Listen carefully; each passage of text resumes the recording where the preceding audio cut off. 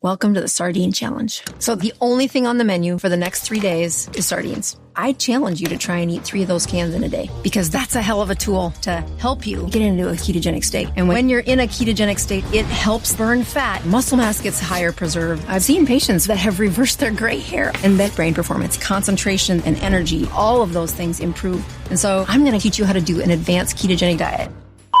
Sorry, the sardine juice has gone on my iPad. Good luck getting that off. Dr. Annette Bosworth is the insulin resistance specialist. With over 2 decades of experience, she's discovered that the key to your health isn't more treatments. It's to get into a ketogenic state. Most people have been making buckets of insulin without knowing it. But when you have excess insulin, it's a chronic disease maker. It is what makes high blood pressure. It is what makes cancer. It is what makes debris in the brain, which is linked to depression, brain fog, Alzheimer's, and Parkinson's. And so to reverse the high insulin state, I really push my patients to do the ketogenic diet. And what unfolds is your best life ahead within a year. Like, I really rescued my mom from the edge of death. So where do I start? First thing is quit eating so late at night because you're stimulating an excessive production of insulin. The next thing, keep the carbs low, put the fat up, more eggs, beef brisket, ribs, pork belly. But then people often say when you talk about the ketogenic diet that it's not sustainable. So you have this idea of this keto continuum, consistently keto for life. Yeah, I mean, I've been on a ketogenic diet for 10 years and there's 12 steps for it and you're not going to have to try very hard. So the first step is... Just give me 30 seconds of your time. 2 things I wanted to say. The first thing is a huge thank you for listening and tuning into the show week after week. It means the world to all of us. And this really is a dream that we absolutely never had and couldn't have imagined getting to this place. But secondly, it's a dream where we feel like we're only just getting started. And if you enjoy what we do here, please join the 24% of people that listen to this podcast regularly and follow us on this app. Here's a promise I'm going to make to you. I'm going to do everything in my power to make this show as good as I can now and into the future. We're going to deliver the guests that you want me to speak to, and we're going to continue to keep doing all of the things you love about this show. Thank you. Dr. Annette Bosworth, or shall I call you Dr. Boz? What is it that you know and believe and understand that you think the general public doesn't know, believe and understand? That most of the reasons people come to see me could be reversed if they knew how to make ketones on a regular basis. So I'm an internist. That means if you go to an internal medicine doctor and we don't know what's wrong, you're going to die. We take care of tough puzzles and we do this over long management, chronic disease management. So I've got 25 years of studying chronic problems that deteriorate the quality of life. Lifespan, health span, both go in the toilet when you're chronically seeing me. And you could abort all of that destiny if routinely you were making ketones. An internist sounds like an intern. I'm trying to understand the terrible. definition. The marketing on this is terrible. It just means you're supposed to take care of very complex answers. Your job, I mean, the buck stops with you. If the internal medicine team can't figure it out, you're going to die. So you're basically a chronic illness doctor. Chronic disease management is absolutely it. You know, I love the way Peter Attia uses medicine 2.0, which is what we are the masters of, managing it, making sure the prescriptions are there, making sure you are treating all these problems. The internist being one of your best buddies because you're having to see them routinely. You got to get the meds refilled. You got to check for the side effects. It's a mill. What is medicine 2.0 in your definition? Yeah, so I can keep you from dying from childbirth and infections, and I have an antidote for every one of your symptoms. We are in a world where medicine has answered a lot of problems. Little things like high blood pressure, little things like it's a few extra pounds around the middle, little things like brain fog. Oh, my eyes are aging. All of these are signals that your body has made more trash than it cleaned up, and there were some rules to humans that you missed. And for my listeners that have clicked on this conversation, what are they going to get out of giving us their time and staying with us and listening to this? What is the end goal going to be for them in their lives? Listening to the way I talk to my patients and teach them the steps how to reverse the medical problems that you've already got on the roster.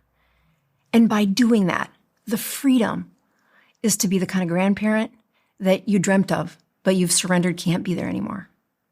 And what is the list of predicaments or illnesses that are relevant here? Most common one is being overweight and a brain that's not working right.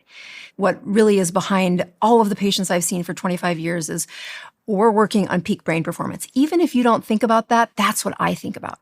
So when you come in and you're 55 years old and I can see the worry of Parkinson's headed your way, super young is 55 years old with Parkinson's. That is a brain that's got too much trash and you don't know it yet. And I mean, in the history of Dr. Boz versus Parkinson's has like 3,500 patients. I have 0. Parkinson's wins every time. And the biggest moment of people who have chronic problems under the hood is they have no idea that it's coming. And once that lands, the reversal is much worse. Seeing it 10 years before it's supposed to be there, this is a gift of saying, let me show you how to undo that. Back away from the edge. It's that brain function that you're going to miss the most when it doesn't work. And it's linked to all of these things like the arthritis, the weight around the middle, the high blood pressure, the severe connection to mental approach, meaning you can say depression, but people say, oh, I don't have that diagnosis. I'm talking about a brain that doesn't want to engage, that doesn't find joy in their life anymore because it's been too many years since they took out the trash. Let me show you how to take out the trash, and you're going to have to do it a few times. But what unfolds is your best life ahead within a year. So you're going to teach me how to take out the trash? Yeah. The trash in my own brain? Yep. And if I take out the trash in my own brain, how is my life going to be better? You live in the 21st century where there's lots of processed foods and lots of ways that your body did things without telling you. So any injury that you've had, like a joint injury that keeps coming back every time you injure it, it is a little easier to injure the next time. Is there a ring around the middle that's more than pinch an inch? Is there a distance in time where you say, I can focus for this many hours, but I can't do it for this many hours anymore? Those are all places where if you did this, if you were able to say, don't stop taking out the trash several times a year, several times a month, if you ask me, then you never have to come into this world that I just see people, they're in quicksand. They're up to their waist. And getting them out, they need a real lifeline. And what are the current solutions people are typically offered when they're feeling, all the ways that you described there, where they just don't feel good, they have brain fog, they might have chronic pain setting in various ways. What are the typical solutions that Medicine 2.0 would offer them? Yeah, especially if they have good insurance. Yeah. That doctor is going to be with the covered insurance plan, and he's going to say, tell me the symptoms. I have a matching game. I will give you the drugs that will take away that one and take away that one and take away that one. What is always a downside is, well, play that forward for 10 years. Play it forward for 5 years. And are the symptoms gone? No, but it will bridge and hold up the architecture of the body and the human without actually fixing the problem, without actually diving in and say, you got some chemistry problems under the hood that you don't measure and you don't talk about. But if you did, even if you're not perfect, even if you're 70%, you're going to find yourself at the age of 54 with vitality and energy and sleeping through the night and not having what every other 54-year-old, which is chronic joint pain, a brain that can only focus for 3 to 4 hours without a break, a stamina of endurance and health and joy that falls apart. So you're 54 years old. When I'm 54 years old, I want to be as young and energetic and articulate and cognitively astute as you are. So what should I be doing now to make sure that I don't decay in all those areas I described? Well, what'd you have for breakfast? Today? Yeah. I have not eaten breakfast yet. It's okay. That's not a bad thing. But when you're 54, you should probably put the calories in the morning, not at night. We know that as you age, the cost of a calorie turns into timing. If you eat that food, 1 bite of food after 6 o'clock is worth 10 bites of food before noon. So if you're trying to say, how do I get the best out of the nourishment, but also eating's fun, if you only get 1 bite after 6 o'clock and 10 before, move that food towards morning. When you're your age, what's the last meal you ate? Yesterday? Yeah. For dinner, I had this cod and I had salad. I also had pasta. Okay. So, but I ate pretty late, which is a problem. What did you have the rest of the day before that? Was that your first salad. meal? Okay. Just a big salad. Was that more towards lunch or noon or? Probably about 4 o'clock. So waited all the way till 4 o'clock to eat. Very common. This is a really common pattern of people doing what we would say intermittent or time-restricted eating. They put that eating window in this, but it's got that balloon at the end of the day. Yeah. And it really does. I mean, what you're stimulating is an excessive production of insulin. And you're going to wake up the next morning. What time did you wake up this morning? Today, I went to bed relatively early for me. I woke up at about 7:30 a.m. Oh, so, usually it's later. And did you have a solid 7-8 hours of sleep or how? Yeah. So during that time, you finish eating around 10 o'clock then it sounds like? Yeah. Okay, so then it's Maybe a bit later. Okay, so 11 o'clock and you've got 7:30 in the morning is when you woke up. So that's about 8 hours since you've eaten. Your insulin is still churning, especially if the meal was large and there was carbs in it. So now you've got these processed foods late at night, and you're at the beginning of the disease, right? You're at the beginning of the chronic inflammatory churn of how do you age faster and faster? You don't do that. You don't have high insulin throughout the night. So can you explain to me, like I'm a 12-year-old, what insulin is and the role it's playing? Because, I guess we're focused here on longevity, aging for a second. But how does insulin play a role in all of this, and what is insulin? So insulin insulates. Okay, so think of it as it makes you fluffy. It puts the fat on. It's got some other roles too, but we're going to talk about chronic diseases here where it's not a scarcity problem. You make plenty of it. And when it's in excess, it will store energy for when you go through a famine. It will also cause you to grow. Now, grow means get a little fatter, but it also means things like their skin gets a little thicker, they have skin tags, and what I always think about is what's going on in their brain. And when that insulin is high for years and years and years, just like yours, because if you didn't eat the rest of today, and then you got up tomorrow morning, it would be about that long after a late meal last night. That's how long it would take you to say, okay, we're back down to where we started from or where we should be in the morning. For someone that's never heard the word insulin before, there's some context to give in terms of what it's doing. So it's coming out like a transporter and helping put away the sugar or deal with the excess sugar. Right. So it is Glucose. It lifts glucose or sugar from the circulation into a cell. That's its first primary job.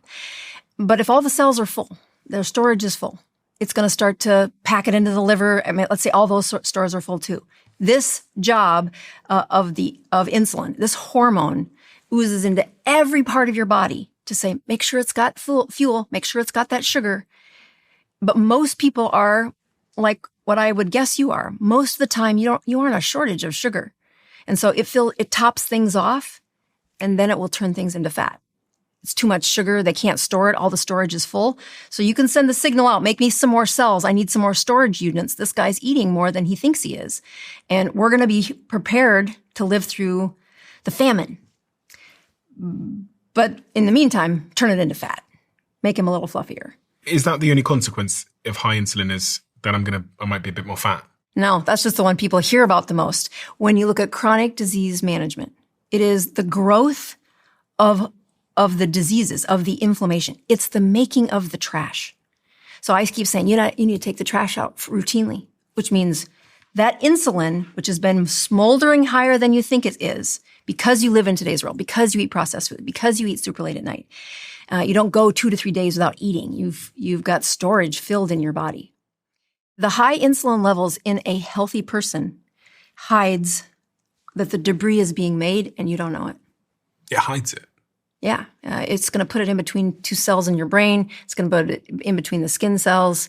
The trash doesn't get taken out until the insulin gets lower. And unfortunately, most people have been making buckets of insulin without knowing it. Why? What are they doing to create buckets of insulin? All the things you said about carbs, foods that comes from boxes and barcodes and bags instead of whole foods, instead of a fat-forward diet, which would then push that body into making ketones. So you cannot make a ketone if your insulin's high. Are there any signs that I might have high levels of insulin or insulin resistance? Abdominal girth is the first place that the fat goes. So you do this really great part where you don't eat until later in the day. Mm-hmm. How does that feel during the day? During the day, I feel really focused. I actually don't even know that I'm not eating. So that's really good. So what I would love to know is show me what your blood sugars are doing during the day and show me if you make ketones. That'll be the answer is when you have excess insulin, which is this chronic disease maker, it is what makes cancer. It is what makes high blood pressure. It is what makes debris in the brain where call it depression or brain fog or Parkinson's. It's the aging of the brain. It's linked to all of those things. All of those things. And that excess insulin, nobody tells you about. But the symptoms are, dang, I feel like I got to eat every 2 to 3 hours. Their debris or their fuel keeps running out. When you say, boy, I can eat once at the end of the day and I'm pretty good. My focus stays really good. What I want you to prove is, what are your ketones during the day? So when you've got a patient who has done that, their ketones will be 0.7. 1.0. And they're taking out the trash all day long.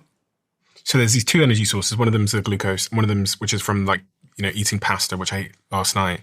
So that probably put a lot of glucose in my blood. I probably had a high glucose spike and then insulin came out to deal with that. And then there's ketones, which start to appear when I'm fasting or when I haven't been eating carbs for a while and my body's looking for an energy source. Yeah.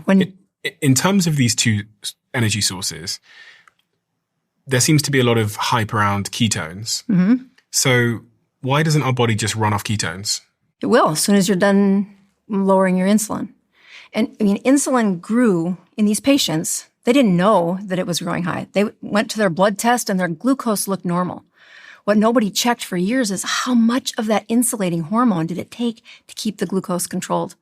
And that's where chronic diseases are grown in spades. That's where autoimmune disorder. The insulating hormone being insulin? Yes. Okay. So that excess insulin for the last decade, had you come into my clinic, we'll put a label on it, call it PCOS, call it high blood pressure, call it autoimmune problems. All of them are linked to high insulin. Glucose, when you want to store it, we put it in a fancy string called glycogen. And it's just an efficient way to store glucose. But as soon as your body needs it, it will unlock all that sugar back into your access, back for you. Mm-hmm. What you don't realize is, well, how much glycogen you got stored over there? How much is there in storage? And that is what high insulin has been doing. Just put it in storage, put it in storage. And then when you stop eating, you'll know if you emptied out all your stored sugar, which is some of the regular sugar you just ate, but then all this glycogen, this packaged sugar. How empty are you? I don't know. Have you made a ketone yet? You cannot make a ketone. You cannot burn fat until that tank is empty. Okay, so I have these glycogen stores which last for, a day or two? Oh, no. Think of it as brown sugar. So you package the sugar really tight, and then you put it in the back of the drawer and it turns crusty because you never lowered your insulin. I have patients that are overweight, and we put them on a ketogenic. We put them on a 20 total carbohydrates per day, so super low carbohydrate. It is 15 days before they make a ketone. Okay, so it could be it could be up to 2 weeks, for example, right, before my glycogen stores are empty. And it's not until my glycogen stores, my glucose stores are empty that my body can start producing ketones. Correct. So it's going to exhaust all of those glycogen stores. And then once it's ran out, it's going to switch into this ketogenic state. Right. Yeah. So think of it as your short-term, easy to access sugar has to decrease. And that means your insulin has decreased. That hormone for insulate, they both run in tangents. You decrease, you're emptying glycogen, your insulin's going down. So how do I know if I have insulin resistance? What are the key signs? You mentioned skin tags. I've never had that term before. Yeah, skin tags are not moles. So moles, you can feel this bump on your skin, right? Yeah. But a skin tag has a neck and like a little mushroom. And it's the most annoying thing when patients come and say, well, I just tried to cut them all off, but they kept bleeding. I'm like, do not cut them off. They'll fall off when your insulin's lower. So that's the first place. It'll be found in their armpits or places where their skin rubs, so armpits and their groin. And once insulin starts to grow them, it's like a crop of little baby cauliflower hanging out in their armpits. You talked about velvety skin. Yes. As well being an indicator. Velvety skin is this Latin word, acanthosis nigricans, which is a fancy word that means the skin is darker and thicker. So the places it usually happens is the back of the neck. And you'll hear, stories of, I tried to wash my neck. It's dirty all the time. It's not dirt. It is the way the skin is under the curse of high insulin. And you see it in teenagers all the time now. They put on weight and their growth hormones are already doing that teenage thing. Now you put high insulin in there and they have this dirty neck syndrome. Or on the creases of their elbow, it's just darker here. That is pathology. That's not normal from high insulin. You talked about weight changes as well. What's this thing about hairy toes that I was reading about? Right. So as my patients age, so most of my 55-year-olds that have had high insulin, I will tell them, look at your toes. They're supposed to have hair on them. And when your body has had that high insulin state for a couple of decades now, it will start to say, we don't send resources to a couple parts of the body anymore.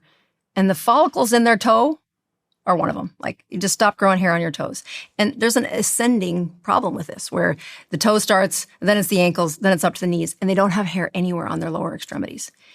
It is a process that started from high insulin. What about aging? You talked about how if you have high insulin, there'll be an impact on your aging. Now I'm thinking about, I'm getting a couple gray hairs now. I'm thinking maybe this is because of my insulin levels. I have seen patients that have reversed their gray hair on a ketogenic diet. It blew my mind. They asked me for the reason why that happened. And I thought, well, the cells are healthier that are making your hair. That's all I got. Aging is exactly that enemy, which is they are going around the sun with more growing of the trash than they needed. So that high insulin, they don't know about it. They've not produced a ketone in years. And that chronic disease is now difficult to get the eye to clean out. It's difficult to get that brain trash removed. And you're supposed to do it every night when you sleep. It's not supposed to be behind this far. You're 2 decades from taking out the trash in your brain. That's aging. How do I, for a start, even know my ketone blood levels? Well, when a patient first comes in saying, how do I begin? I want them to tell me what they had for their meal and then say, how many carbs do you think that was? Because this education, like an apple is 20 grams of carbs, 15 grams of carbs for some of them. And we're going to ask you in the first 6 weeks to take your carb intake down to less than 20. 20 total grams of carbohydrates or less is where we begin. And again, I do this in a medical grade. There are people who play with a ketogenic diet, and there's people who try to reverse medical problems with a ketogenic diet. Mm-hmm. In order to do this, it is not a lazy kind of keto. You have to actually be on the same team as me using data to reverse this medical problem. And how does one measure their blood ketone levels? Yeah, I think blood is the best. There is a way you can measure them in urine. The burning of fat, if you turn that string of fat into ketones, there are 2 destinies for that. You either put it into a mitochondria and turn it into energy, or you pee it out. So especially when they're early in a ketogenic journey, they overshoot. Evolution said, don't let them die. Turn that fat into energy, help them through the famine. So the excess ketones they make end up in their urine. We call them ketone strips, and they're cheap and easy, and we don't have to cross that barrier of somebody pricking their finger at the beginning. So they're going to pee out ketones every day as long as they're not chronic insulin resistant. So if I avoid carbs for a sustained period of time, which could be a couple of days, it could be up to 2 weeks, eventually my body's going to say, listen, we need energy. So it's going to start burning my fat stores. Yes. From some of that fat around the midsection, and it's going to start turning that into ketones, which are a different type of energy. Are there any reasons why ketone as a source of energy is better for me in terms of performance other than the insulin reasons that we've talked about? Like, are there any other parts of my body or my health that benefit from ketones? For starters, when you're burning a ketone, there's less trash. Okay. It is a cleaner fuel with less byproduct, especially as you age. So you get the longer energy and you have less debris floating around. You hear the word antioxidants all the time. Well, burning ketones is an antioxidant state. It is and it's in the space where you need it, which is inside that cell. You swallow antioxidants and you have no guarantee that they end up where they're supposed to. So number one, the fuel is reducing trash at a cellular level. It lasts longer and it penetrates through that blood-brain barrier to fuel a brain that, even if it's insulin resistant, it can use a ketone. So the problem with somebody who's chronic insulin resistance. Their brain needs a lot of glucose to stay online. And I can try to get it there, but insulin is constantly fighting that. It's a war to try and keep the glucose in their brain. My hack is ketones will go right around that. It doesn't need the same transporters to get across the blood-brain barrier and especially to fuel those cells in the brain. So for performance, name a game where you don't use your brain. There isn't one, right? If you're looking at performance to say, let's begin with the sharpest brains and the most focus, the most discipline, the less impulsivity, all of those things improve when that brain is being fueled with ketones. So let's focus on the brain part then. So what have you personally noticed as someone who I assume is in the ketogenic diet right now? Yes. What have you noticed the variances between when you're in a keto diet and when you're not? Right. Well, I've been doing this since 2015. So the onset of it was really messy, but the seasons where I would do a great job and then I would think, I'm fine. I can tell you, you see 25 patients in a day and I feel bad for the last 5. They've got a sluggish brain. I don't care how much coffee you've got in you. You can't keep that focus for that length of time.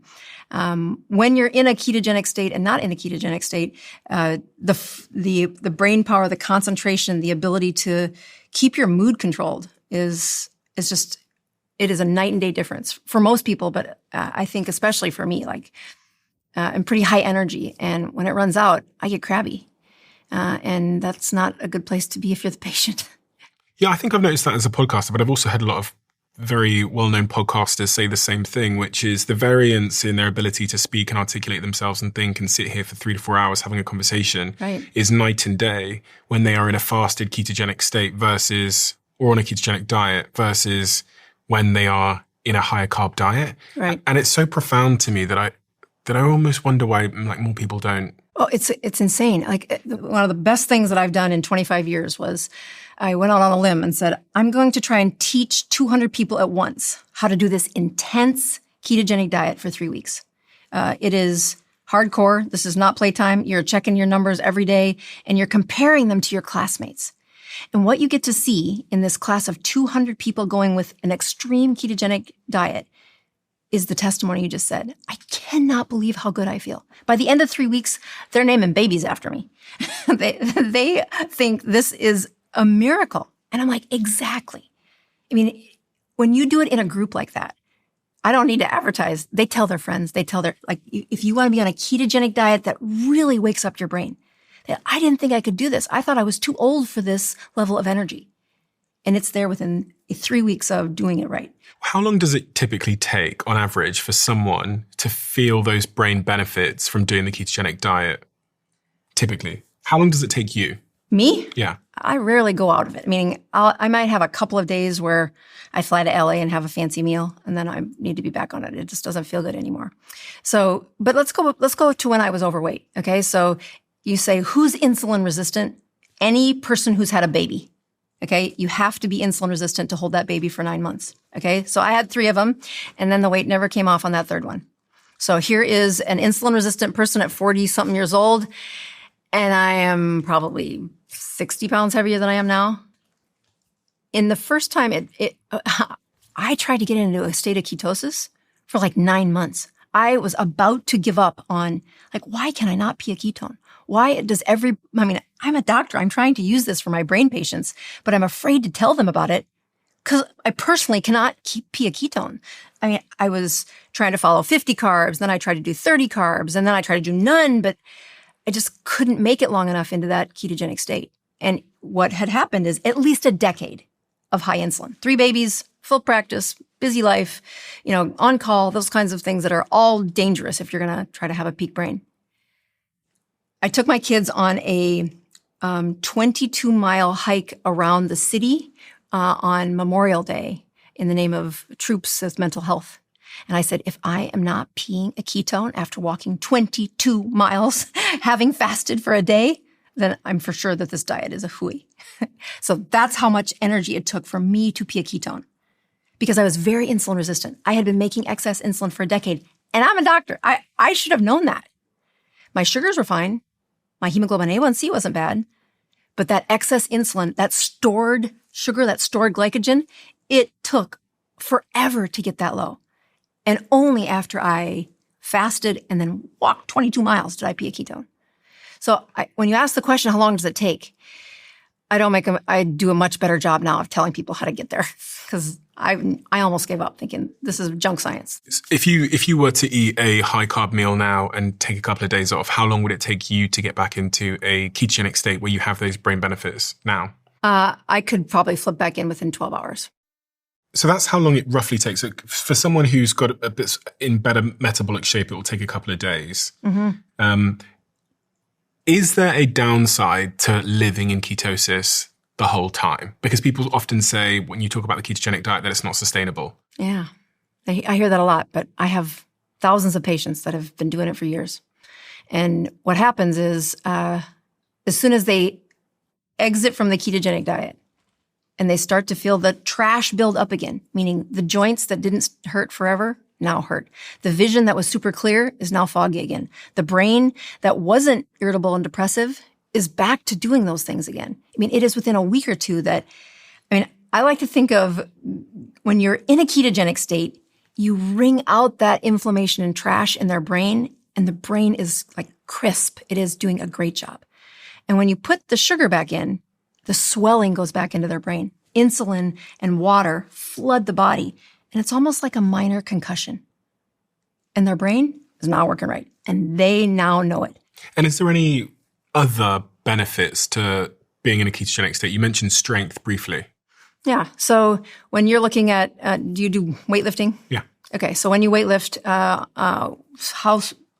grade your soreness on the day after your lifting day. If I've been using that muscle consistently, there's no real soreness. Good. So let's just take a day where you're pushing it harder, you're deadlifting harder, and you've got a strain in those muscles. One of the key components for repairing that as quickly as possible is to be in a ketogenic state, to take that inflammation way down. And you probably didn't need the help of repairing that muscle when you were, 18, 22. But as you get into the 30s and especially into the 40s, the amount of inflammation that tries to help you repair that, it overshoots. And that's where the chronic pain's from. That's where the delay in repair comes from. So when I look at power and muscle training, the first place I talk to my patients about it is how many days does it take you to get back to feeling good after you've had an injury? Let's be on the side of a ketogenic setting where your inflammation is super low. And when you tear something, which you're going to tear things when you're lifting heavy, the repair part is so quick. The power is a little hard to talk about. If you want me to go there, I can. Yeah. So is there going to be any impact on my ability to train? Yeah. If I'm in a ketogenic diet, am I going to be impacted in terms of endurance or strength or power or anything like that? So we looked at this in military people. It's one of my favorite ones, where they are all insulin resistant. And we put them on a ketogenic diet, and so they're trying to meet their standards. And at a month of being in a ketogenic state, they've lost weight, but their power and time didn't do anything too sexy. Then you look at those same soldiers at a year, or I think it was 6 months was the next time they did another big check. And by golly, they've lost even more weight, and their power is about 20% more than their counterparts. When they get to 18 months of a ketogenic diet, their power is almost 50% more than what their counterparts were. So let me explain that. As you're looking at a muscle, it will choose which fuel it wants to use. And when you've been glucose using, when you're on a non-ketogenic diet, it's going to use glucose first to fuel. But if you can train it to use fat in that training, it's a longer, better fuel with less inflammation, and especially in a state where it will use both fuels quickly. That takes time. And what I tell patients is, you'll love me in 18 months. You'll think I'm pretty great at 6 months. But if you're trying to run a marathon and we're only 3 to 4 weeks out, you should not start a ketogenic diet. You're going to think it's the worst thing ever. It's meant to train muscles to use fat, and that takes time. And is there a link between some of these cognitive degeneration diseases like Alzheimer's, dementia, etc., and the ketogenic diet? Because I know that there's been some research that's underway and has been done to try and establish causality? Is there a link here? Yeah. It's one of the saddest places where if you look at what patients regret in life, they come into the clinic and they're already starting to say, I was driving the other day and I got lost. And when I hear that, we are 15 years too late. It is 15 years of building up trash in that brain that we have to clean out that debris. And I had the privilege of an amazing story that taught me I don't have the gift of, seeing into the future. Am I going to reverse these Alzheimer's before they show up? We don't have the research for it. But I have a lot of clinical experience saying, boy, they are so much better. I don't know if their memory is going to stay this good. We're only 3 years into a ketogenic diet, but it's way better than when it started. And then I had a Down syndrome patient at 40 years old in my practice. So her mother came to see me first. She said, I want to try this ketogenic diet. I've been helping my daughter who has Down syndrome. We've lost 100 pounds because the doctor said that she might do better if we lost some weight. And it's not an uncommon thing to see. They have advanced insulin resistance and advanced Alzheimer's earlier in life. So it's a great place to study Alzheimer's because they have a more rapid onset of it. So the woman comes, she's lost 100 pounds, and during that time, her mental cognition got worse. So now she's got 100 pounds down, but none of those brain things are better. And I said, all right, if we're going to do this with your daughter, we're going to make sure we're pricking your finger. It's not going to be fake. We're going to do a real ketogenic diet. So the mom starts on a ketogenic diet, and I think both her and mom are genetically superpowered to make ketones because they have ketones of like 3 within a couple of days. Which is, the average would be? Like 1. If they hit 1 in a few days, I'm thinking, good job. And the mom calls me at the end of the week saying, do you think it could possibly work this fast? She's doing the little jobs that she used to do around the house. And I said, well, call me again in a week. Let's see how she's doing. And the mom goes, the most profound thing just happened. I've taken care of this girl for 41 years. And I asked her the other day if she was doing something. She wanted to go to the church with me, which means she left the house. And she was at the church and she was giving her instructions to do this, go around here and put it over there and give her a little job. And she said, do you understand? And the girl replied, I understand. And I said, what's the big deal? And the mother said, she had never said a 3-syllable word in her whole life. 2 syllables is all her brain could ever put together. For the first time in her whole life, 3 weeks onto a ketogenic diet. And this Alzheimer's diagnosed patient who had Down syndrome now had a brain that was not only working great, it was doing the best mom had ever seen it. And on a ketogenic diet, not only did she lose about 15 to 20 more pounds, but her world opened up again because her brain, which had Alzheimer's, no longer had that diagnosis. I was looking at some of the supporting studies around the impact that can have on the brain, and studies show that in dementia, especially in Alzheimer's, the brain struggles to use glucose efficiently. Ketones provide an alternative, cleaner fuel source. Ketogenic diets can boost mitochondrial function and energy availability in brain cells. Keto lowers systemic inflammation, which is linked to slower cognitive decline. Ketones may protect neurons from damage and promote the growth of new neural connections. And Alzheimer's is something called type 3 diabetes, which I've had a lot. And keto improves insulin sensitivity, potentially reducing this risk. And lastly, small studies show temporary improvements in memory and cognition in people with mild cognitive impairment or early Alzheimer's. But the evidence is early stage, long-term adherence can be hard, and the diet isn't suitable for everyone. For example, underweight people and people with certain medical conditions. Right. So how do I measure my blood ketone levels? Is that what these devices are here on the table? When I look at giving patients the freedom to say, don't come to me for the things that you can do at home. First thing is be willing to check data. Okay. So blood, way better than any other way to measure this. We're going to be able to see, should we have a contest? Which one's better? Yeah. Okay. So you want to go first? Okay. So what I'm going to do here is I have a finger prick here, which is going to take some blood. It's going to prick my finger. Then I have this little reader, and I also have this little strip here, which I'm going to put my blood onto. Mm-hmm. And within a couple of seconds, it's going to tell me how many ketones I currently have in my body right now. And so we're going to look at that at the same time as your blood sugar, which is how you can measure insulin. It's the best proxy for saying how high is his insulin. So put both of them in there before you go, because then you don't have to prick yourself twice. Okay, so A blue one is going to measure the ketones, and a brown one's going to measure your glucose.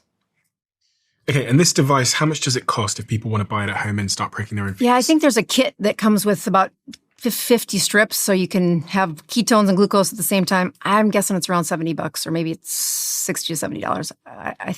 They have quite the. Yeah, put it all in. There you go. And so it'll lights on the other one too, right? Perfect. Okay, so now prick your finger. Best to do it on the side of your finger because there's less nerves there. There you go. Good job. Okay, so I'm going to put my blood onto this one, which is the keto reader. And it'll count down. Let's see. I think it's my glucose is 86. Takes more blood for the ketone. And my keto levels are 0.9. Okay, so that's a Dr. Boz ratio of 86 divided by 0.9, which is probably like 95 or something, like 95-ish, right? So my glucose levels are 86. Is that high or low? That's good. So I would say that's not low. It's just good. Okay, and my keto levels are 0.9. Right. So when you look at them in comparison, like you want to have a blood sugar that's not triple digit, so that's very good. And the higher you are above 0.5, the better the results. So that's a pretty good number. So if I'm in ketosis, what reading would I have on this ketone meter? 0.5 or greater. But it would be also that you have that reading without a triple digit blood sugar. So when I look at the combination of them, I do a little math and say, your Dr. Boz ratio is like 95. So you are burning fat right now. Okay. So that's a good sign. When I am trying to help people who are trying to undo cancer or autoimmune or brain injuries, they have to have a better Dr. Boz ratio than that. Let's do your readings. Okay. To see where you're at. All right. Drum roll. 83 and 1.7. How are you at 1.7? What have you done? So I've learned that I would love to be 33 again and be able to eat that late at night. You said that, I'm like, oh, it's been a while since I've eaten that late at night. It's probably the hardest thing to teach my patients too, is like, you don't appreciate how much insulin you make that late at night. Now, you're still in a season where you get to just kick your heels and enjoy youth. But at my age, you cannot do that. I can eat in the morning. I can have good calories of high fat and good protein in the morning.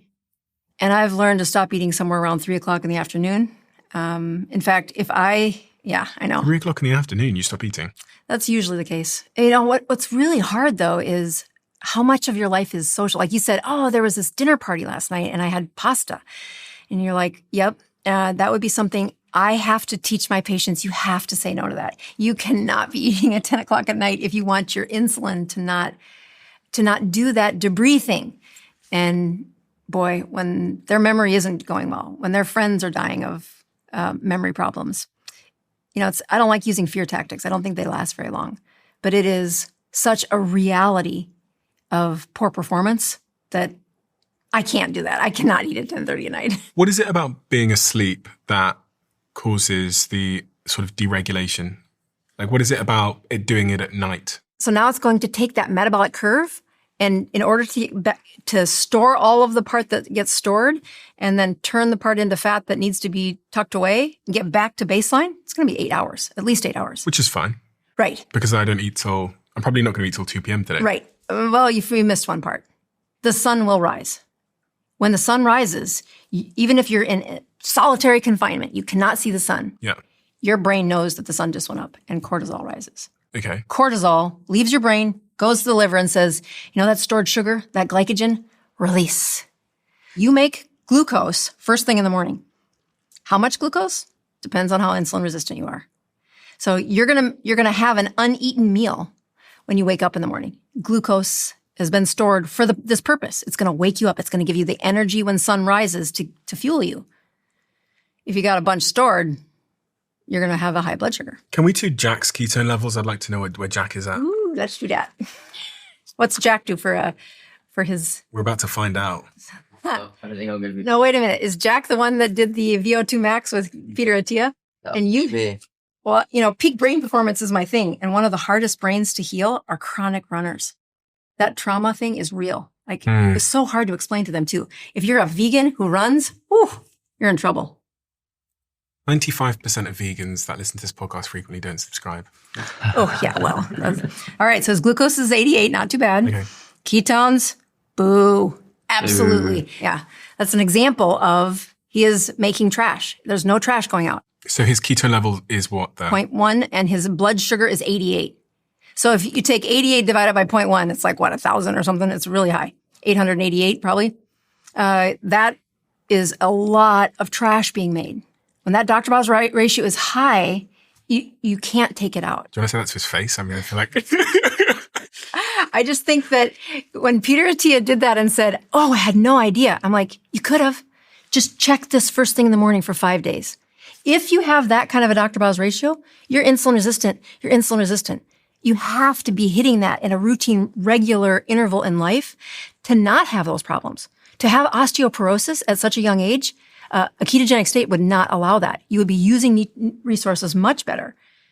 He actually did a test and it turns out he doesn't have osteoporosis. But, good. But that was shocking. Yeah. I was like, you shouldn't have osteoporosis at your age. No, I think that was a misreading because of the scanner. But right. But on this point in particular, his ketone levels are 0.1. So he's basically running off glucose. All glucose. And so why is that happening? Okay, whatever he ate, the insulin went up. So let's say he was your exact same eating pattern. He ate last night.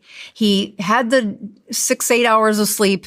The cortisol said, the sun's rising, and it rose his blood sugar a little bit. Okay, when the sugar's high, you can't, your insulin's going to be high too. You're not making ketones. When I did this keto test with most of the team here, they were all around that region. They were in the region of 0.1 ketones in their blood to 0.3. Welcome to my clinic in 10 years. That is trash being made, never being taken out. And so you'd say to them, you need to do some fasting. You need to cut carbs. Yeah. I mean, if you're looking for quick, if they're in their 20s. I mean, I have 3 kids, right? And they have heard this chirp for 10 years. How I got into this was my mother was very sick, and she was sick because of a high insulin problem that caused cancer. So we put her in a ketogenic state, and everybody in the family got on board. So here's 3 little boys who no longer have candy around. Now they're in their young 20s. And for the first time, they're actually listening to say, gosh, Mom, one of them's at Georgetown. He has to read for long periods of time for Georgetown Law School. And he's like, if I'm not in a ketogenic state, I can't keep the focus. And I said, well, how are you doing that? At first, he tried some of the supplements. Okay. But what really happened was he cut the carbs down and said, I can say no to that because of the sustained brain power. I mean, it's really easy in your early 20s to do this. Cut the carbs even to 50, but prove to yourself that you made ketones, and that return on your dividends is you won't be seeing me in 25 years. So you have this idea of this keto continuum. What is the ketone continuum? I read about it. I mean, it's a book here I have, which you published in 2020, called The Ketone Continuum, Consistently Keto for Life. Right. So the keto continuum is this 12-step process, right, to get into a consistently keto. Yeah, you're constantly taking out the trash. The first part is the beginner. Okay, so the first part, the beginner section, has 4 stages to it. Right. What are those 4 stages? Well, I like to tell patients that you never fall all the way off of the continuum. So the first step is really not keto, but it is that they're eating every 2 to 3 hours. And if they fall off the wagon, that's usually where they land. So that's what most people start at. They're eating every 2 to 3 hours. They are not keeping their carbs less than 20. Step 2 is cut your carbs to 20. That's the only thing I need you to measure. And you're going to be able to use a ketone strip, measure ketones in your urine. And that will you'll ride a wave. When that ketone production is happening, the fat-based hormones in your body are starting to resurrect. They're starting to do the things that they need to do. And there'll be this magical moment in the not too near future where you skip a meal. And that beginning stage, how long does that last? I'll put this on the screen so everybody can see. Sure. The continuum. How long does that initial beginner stage last for people? If they've been severely insulin resistant, this is the ones where I've said they took their carbs to 20 for 2 weeks before they peed a ketone. So I use some other steps if that's how severe that is. But let's just take the average person. That's like they're not 100 pounds overweight. They're hitting menopause and they've put on 25 pounds. When they drop their carbs to 20, they're peeing a ketone by the end of the week. and they are missing their first meal by day 10. Okay, so day 10. And then it says when we get to stage 5 in the keto continuum, it says 16-8. Is that? Yeah. So then we start to use time-restricted eating, where your body will adapt. People say you can't stay on the keto diet because they go to step 4 and then they think that that's all they needed to do. There are several steps to reversing this problem, and you'll know you have the right step if the ketones are still present in your blood. Your body will adapt, though. So we start to say, all right, we're going to learn some new behaviors. We're going to learn what the nothing burger looks like, at least for 16 hours out of the day. What does that mean? You do not eat a thing in those 16 hours. Now, I give them a little hedge because most people come in like you. They don't start eating until 2 o'clock in the afternoon, and then they eat until 10 o'clock. And I want them fat forward. I want lots of fat going in because insulin resistance, that high insulin state, means they've locked or they've insulated their fat on their body. And then we get to stage 7 where it says 23-1. Is that fasting for 23 hours a day? Yeah. And eating for 1 hour a day? Right. And there's a little bitty line between 16-8 and 23-1, but there's a whole bunch of life there. Meaning we don't actually have patients go from 16 hours of fasting to 23. We have them slide it down by an hour, and then we do that harder thing, which is move it towards sunrise. Quit eating so late at night. And then the last stage here, so step 9, 10, 11, and 12 is prolonged fasting, between 36 and 72-hour fasting. Right. So those folks that have high insulin for 15, 20 years, they're going to have to do a nothing burger for 36 hours in most of them to really give a good reset of their metabolism. And although you look at other folks saying, oh, you should never do that if you're a woman. You should never do that over the age of 50. I'm saying you have too much insulin in your body. You have to do that to get the pancreas to make less insulin over time. On that point, between men and women, are there metabolic differences that need to be mentioned here? Because, sometimes when I do ketogenic fasting, my girlfriend, she takes much longer than me to get into a ketogenic state. And I'm wondering if her body is in some way trying to defend the switch. Have you ever seen the reality show Alone? Oh, no, I'm not a reality show guy. Oh, I'm not either. But they drop these people off in the middle of nowhere and they starve them to death. And you watch the fat come off of them. And the men, the fat just melts off of them. And the women, they do what your girlfriend does. It just holds on to them.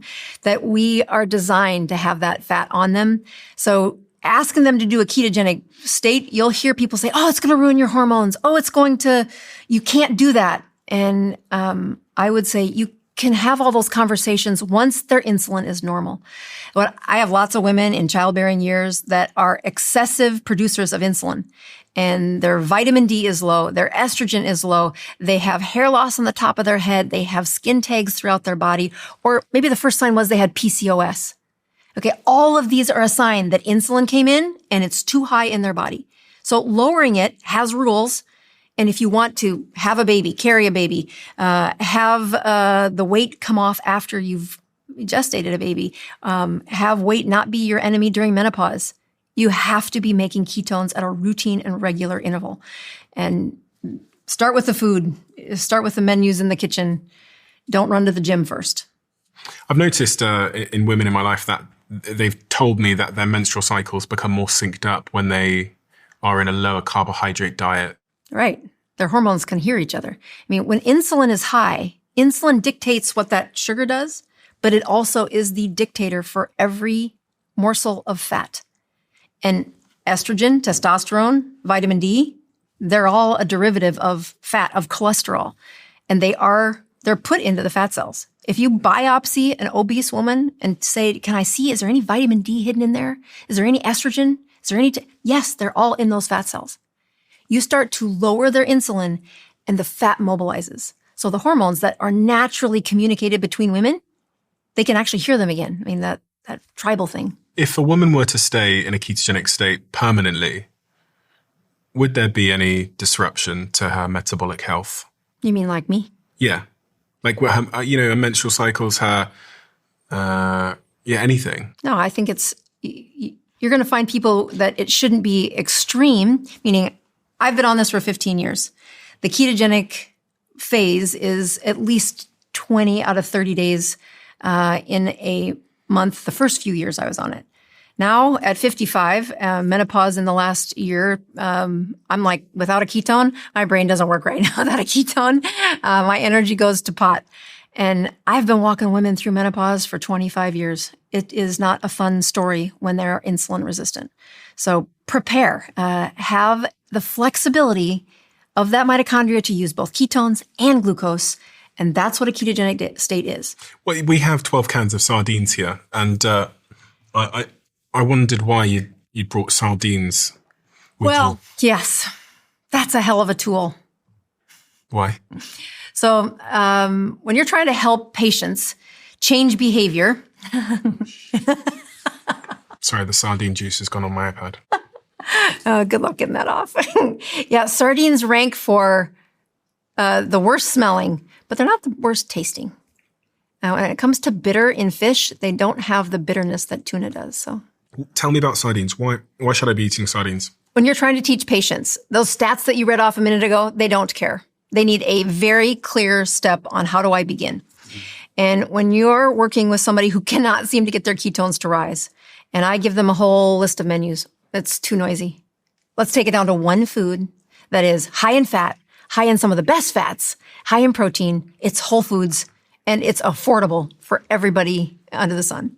Okay, so you do like a sardine fast? Yeah. So in fact, that 21 day, 21 day is that 3-week course where I say, I will teach you how to do an advanced ketogenic diet where everybody will be making abundant ketones.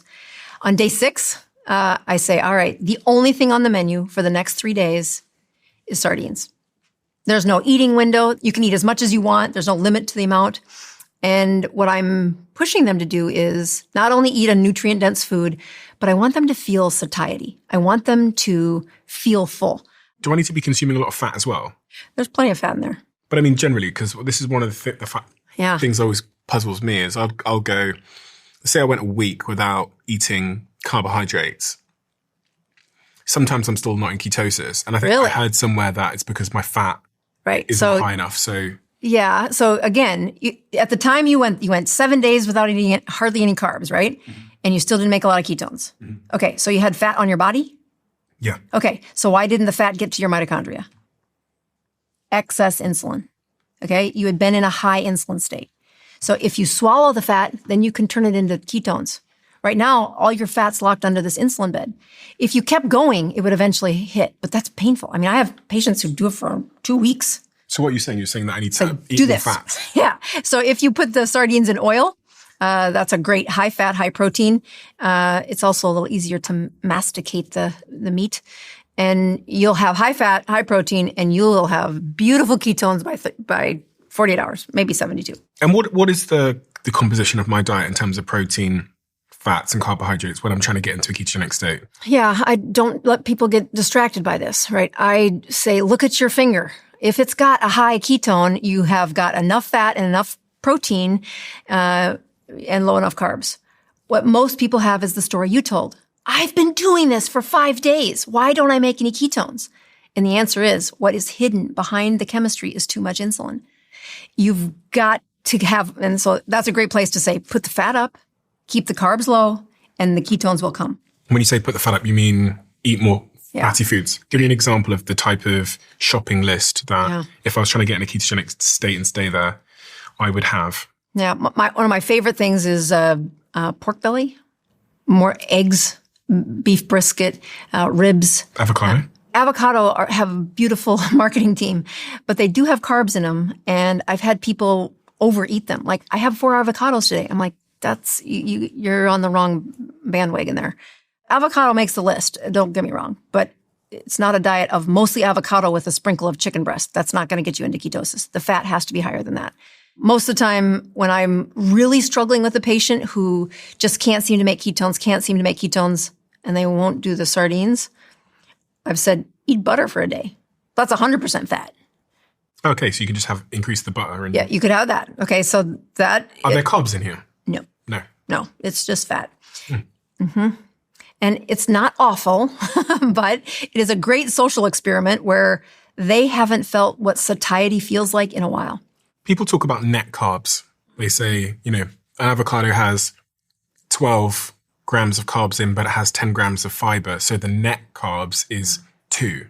If you've never had insulin resistant, you can do it that way. My patients have had high insulin, and I don't play that game. It's got to be total carbs. Fiber is for farting. Do you recognize this photo of this lady? Oh, yes. Who is she? Why, she is just a great story. Jane had, she had pathology with how she thought about food, like many patients. She had food as the way she coped with a lot of things. And as long as she was clearing her plate and using that food, it comforted a lot of wounds.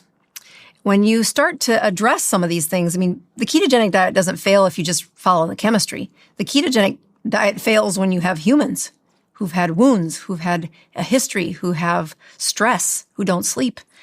And Jane was a great story where all the goodness in the world couldn't undo some of that relationship she had with food. So the first time, she's one of the coaches that I used for that 21 day, and she just has the best outcomes because she was doing a strong ketogenic diet, for those 3 weeks, twice a year. And she decided that after, I think, the third class, she was going to do sardines only for 30 days. And she writes me at the end of the 30 days, can't believe how great she feels, and really kind of addressed some of those demons associated with why she would eat what she would eat. And then life hit again, and she put on some of the weight again. She'd use sardines intermittently, and she called me and said, all right, I think I'm going to do this again. I'm going to just go on sardines and really have some come to Jesus moments on why it is that I do some of the things I do. I mean, it's a really vulnerable moment where you can hide those moments. You can never tell a soul what's really going on through your mind, and she was going to address them. And I said, well, I have a bone to pick with Joe Rogan. He has said some inappropriate things about sardines, like they're arsenic poisoning. So I'd like to check a few blood levels in you before you start. So we check her vitamin D, we check her arsenic, selenium, and a few other things. And she starts on her sardine challenge, her sardine journey, and she goes 100 days. 100 days of only sardines. And not only does she, first of all, her vitamin D, she did not take any vitamin D. She stopped her vitamin D. It went from like the 30s and 40s up to just maybe over 100, 108 or something. Her selenium didn't do anything naughty. Her arsenic did not do anything naughty, like Joe Rogan said it would. And she was able to not only shed the pounds, but really say some truths about why she was eating so much. And she confronted the pathology about why is she using food for those other things. I do this thing in the 21 day where I ask them to find their best day in their life. And I'm trying to just get them to think about, what does that feel like? What did that look like? And then we go to the worst day in their life. And Jane wrote something that really touched me. She said, I don't think I've ever had the best day of my life. This was probably the third or fourth time we'd done that exercise. So she'd done it in a way where it didn't bring any extra attention, but she spoke a truth that just said, I've had this fear for so long that for the first time, I'm going to say out loud that I'm looking for the best day of my life, and I feel like I have the freedom to do it. That's what happened after 100 days of sardines. So if she eats sardines for 100 days, she's probably not going to get like the gut microbiome. She has the best gut microbiome. Doesn't she need to be eating plants to improve it? No. Fibers for farting. So you're looking at a gut biome, right? And so tell me what you think that is. Lots of bugs that have been feeding on plants. Okay, yes. Butyrate has part of that equation. So gut biome is the slime layer inside your gut. And it's where the critters live. It's where they set up homes, and if you have a really good slime layer, it's squishy, it's dense, it's not moth-eaten, it's not aqueous or water-like, it's squishy. And when you put plants in there, when you put fiber in there, it tears that down.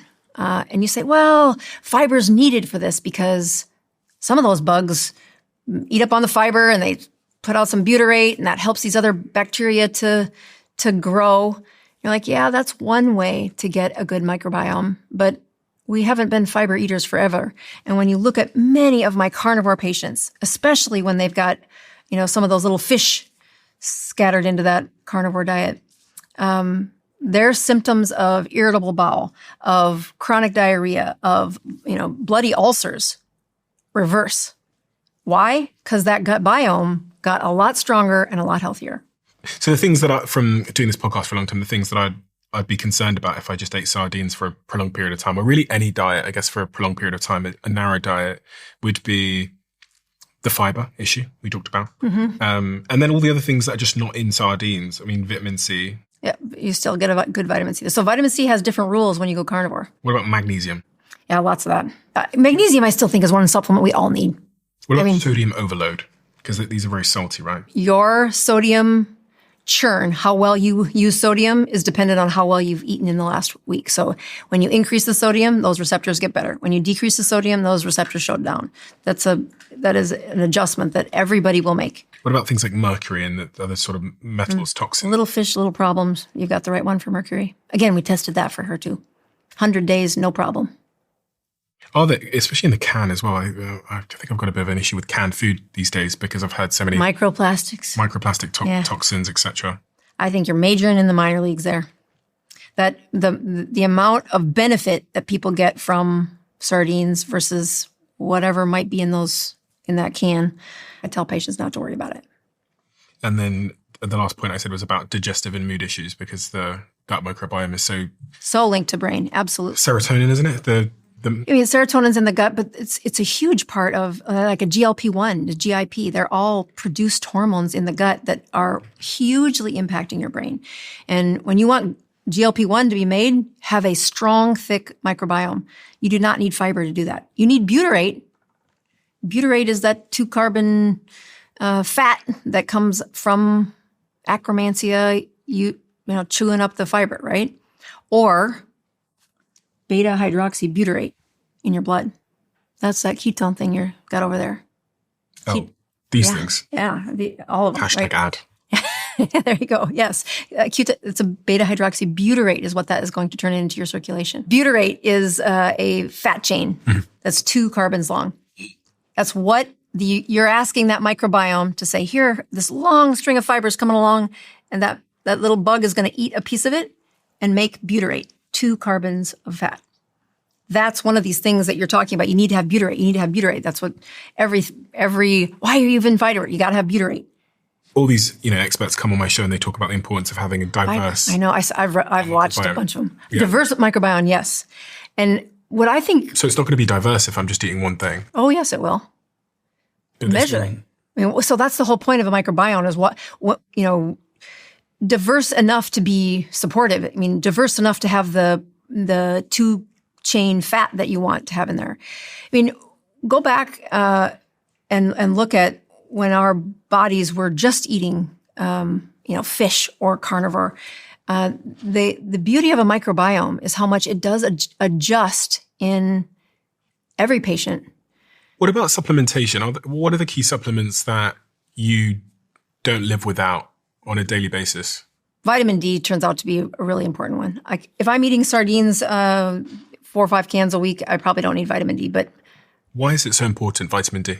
Yeah, it's a hormone, right? A hormone that goes and talks to every one of the cells in your body, and it tells that cell to be its best version of itself. That hormone goes to the nucleus and it makes that skin cell do something different. It makes your brain cell do something different. It makes your heart cell do something different. You read all the benefits about vitamin D and you think, it's like it does everything. Like, how can it do all of these things? And the reason why is it is not just a vitamin. It's a hormone that changes how the cell functions. Unfortunately, it's made of fat. So if you have high insulin, it gets parked in your fat cells, and it didn't get to the cell. Is there a link between vitamin D and ketosis and weight loss and insulin? Yeah. It's actually why I pointed out that when Jane did that 100-day, she's been struggling with her vitamin D in the 30s or 40s. Right. But for the best brain, we want it to be of 50. So she starts on the sardine challenge. It's in the 30s or 40s, and she's supplementing. She's taking as much as she can. But what's happening, her insulin was putting it in her fat. She goes on sardines, which have vitamin D in them.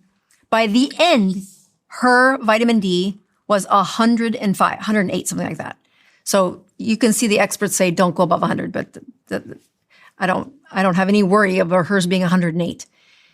What happened was she lowered her insulin, and now fat can move around in her body like it's supposed to. And part of that fat isn't just her estrogen, it was her vitamin D. She looks like 20 years younger. Isn't it amazing? You should see how joyful she is. That's the part that you're like, what unlocked during those 100 days of, you can say food restriction, but vitamin D went up, insulin went down, and she really said, how many things am I going to comfort in my life from food? And let's tackle that demon. Did it stick? Yeah, that's the cool part. The world of business looks entirely different today than it did 15 years ago. Back then, building a brand meant having huge budgets, warehouses, office space, and lots of staff. But now you can start a business with your laptop, an idea, and the right tools. And I would know more so than anybody else because that's exactly what I did. Shopify is one of our long-standing sponsors on this show, and they're a brand I often refer people to when they're starting their businesses because it's a tool that contains many more tools within itself. And when you're starting out, everything is everywhere. It's messy and it's confusing, so having everything in the same place is incredibly useful. Shopify puts store design, payments, inventory, shipping, and even AI tools all in one place. And you can sell directly from your website or on social media, essentially wherever your customers spend their time. It's truly a brilliant business tool. So if you want to give it a go, head to shopify.com/Bartlett and sign up for your $1 per month trial period. That's shopify.com/Bartlett. What about the other supplements that you would not live without? Well, I think the whole world's low on magnesium. I wish I could. Magnesium? Yeah.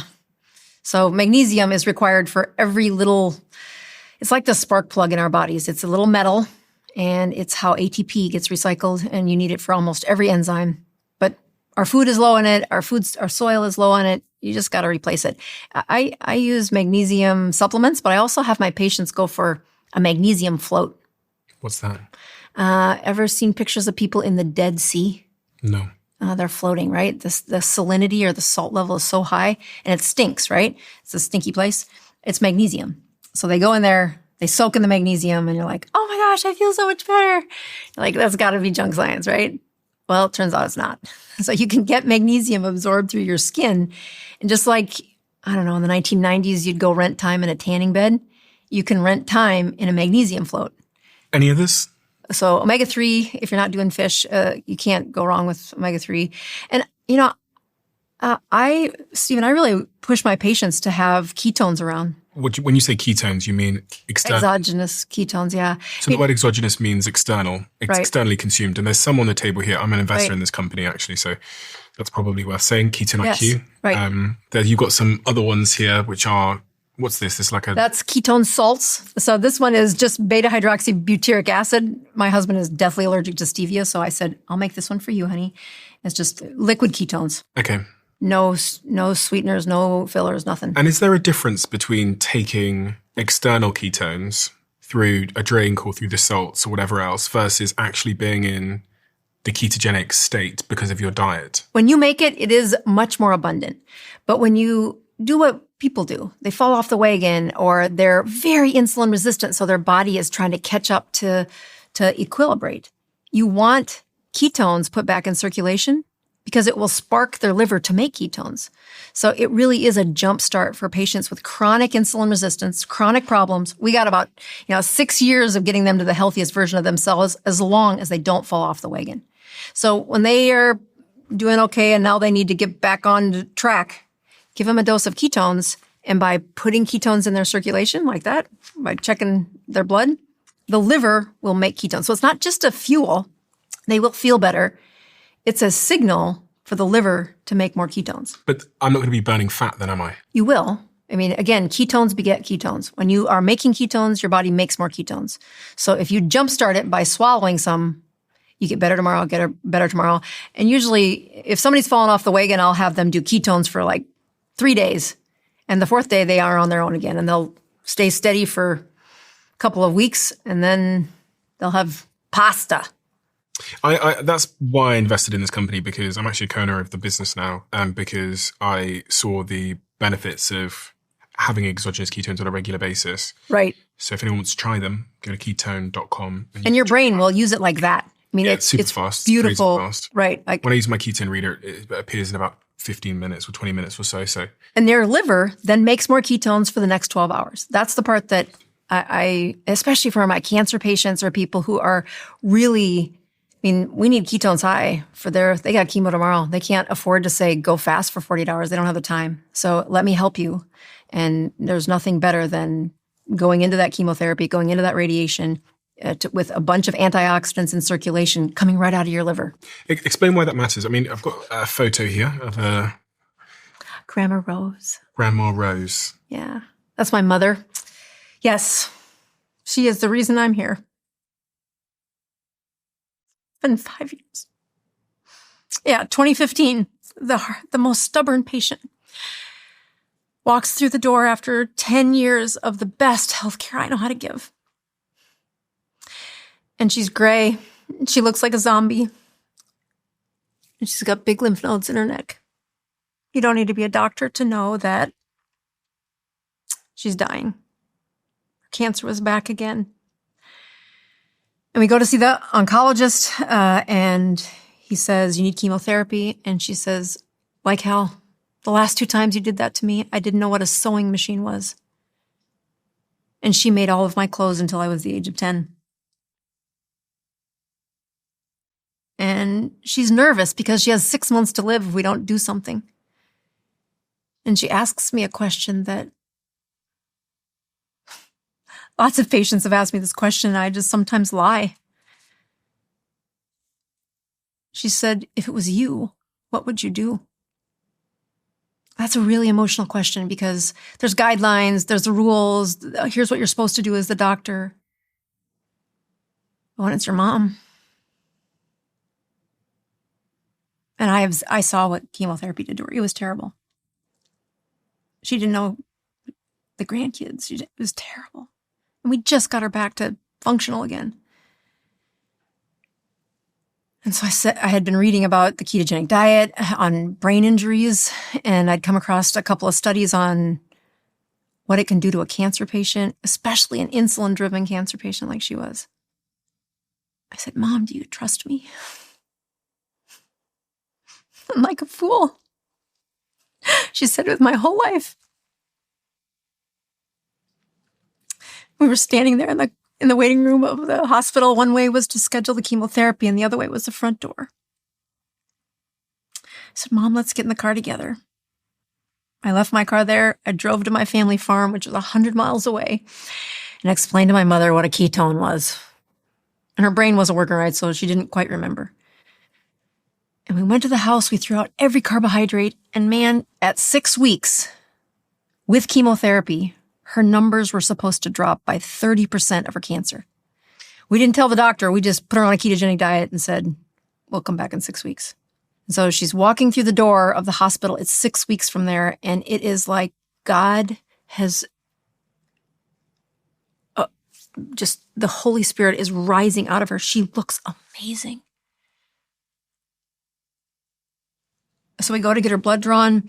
We're sitting in the waiting room for the cancer doctor. And he's my friend. He's known me for 10 years. So I'm scared to tell him what we're about to do. And so we're sitting in there waiting, and they come and draw our blood again, which either means it's really good or it's really bad. And so I get really nervous at the end. We've been in that room for about an hour. And I said, Mom, if he asks you what you're doing, just shut up because I don't know what to tell him. And he walks in and he slides the piece of paper over to me and says, how did you get her numbers to drop by 70%? There's no drug on the market that would do that. When you say numbers? Her cancer numbers. So the chemo would have dropped it by 30%, and the ketogenic diet dropped it by 70% in 6 weeks. And she went from a 70-year-old that looked 100 to a 75-year-old who looked 40. How did your mother get on from that point onwards? Yeah, she lived her best life. I mean, I talk about her being from this little town of 800 people. She was Mary Poppins. I mean, like, you don't have a ladies' aid unless you're a part of the ladies' aid in the little small town. You don't have a Sunday school teacher unless you're doing the Sunday school. She was in every aspect of this little town. And she went back to doing all of it. And the pandemic hit, and there's a thrift store that she would volunteer at because Well, it's just a good place to put your time. And the community needs it. And while she was at the thrift store, she got COVID. And her cancer was of the T cells, which means it's going to be the first line of defense against COVID. And her T cells failed. Some of the science behind this talks about how cancer cells often rely heavily on glucose for energy, a phenomenon known as the Warburg effect. The keto diet drastically reduces carbohydrate intake, forcing the body to produce ketones for fuel instead of glucose. Healthy cells can use ketones efficiently. Many cancer cells cannot. So in theory, keto could starve tumors while supporting normal tissue. And they've done some animal studies that show it can slow tumor growth in some cancers, especially brain cancers like glioblastoma, yep. Enhance response to radiation or chemotherapy in certain models and reduce inflammation and oxidative stress, creating a less cancer-friendly environment. However, results are mixed. It may also benefit muscle mass and weight stability in patients losing muscle from treatment, may improve energy levels and mental clarity for some people, and could reduce insulin and IGF-1 levels, hormones linked to cancer growth, may improve quality of life when used alongside standard treatments like chemotherapy. There's also a list of potential risks, which I'll throw up on the screen. And I guess the summary here is keto may help by lowering glucose and insulin, reducing inflammation and supporting metabolism, but it can be risky if it leads to malnutrition, fatigue, or worsen treatment tolerance. When patients, I get a lot of people calling in saying, is it going to help my cancer? Is it going to help my cancer? And Stephen, I go back to the same thing. The amount of trash that you've not been taking out, we have to start. And when you put them in a ketogenic state, I mean, it really helped her cancer. It really did that Warburg effect. She was a new human within 3 weeks. But she had a lot of trash to take out. This was a year and a half before she got to be the best version of herself. And it really did return and restore her to health. When I look at patients now who say, am I going to reverse my cancer with a ketogenic diet? I'm like, no, but you are going to deal with it a lot better. I guess that's really what it comes down to. It's like creating a better environment so that if disease does arrive, obviously there is with a lot of diseases, there is a causal element where the way we eat and our lifestyle does create the disease. Right. But also when that disease arrives, what environment is your body in to deal with it, Amen. To manage it? And I think a lot about this, I think in part because of the pandemic, where for the first time in my fairly young life, I saw that your current physiological environment, so the current state of your body was the single biggest predictor of your outcomes. Amen. Oh, it was terrible. So I was 30 years old and it was like, well, if you're currently overweight, your chance of dying from COVID is really, really high. And so I think that was one of the big sort of protagonists in me getting into shape, was realizing that, disease is probably going to happen to me, but how my body responds to it is to be determined. And I look at how much, when you're asking an elder person to lose weight, and you just read something really important there, which is when those ketones are in circulation, it is a signaling agent to make more ketones, but it also signals the body to say, don't use muscle mass as a resource. Go for the fat. So you can see this protective, you take people through chemotherapy and they have, they shed way too many pounds, right? You put them in a ketogenic state and their muscle mass gets higher preserved, their brain function, their ability to handle this, one of life's most enormous fears is death.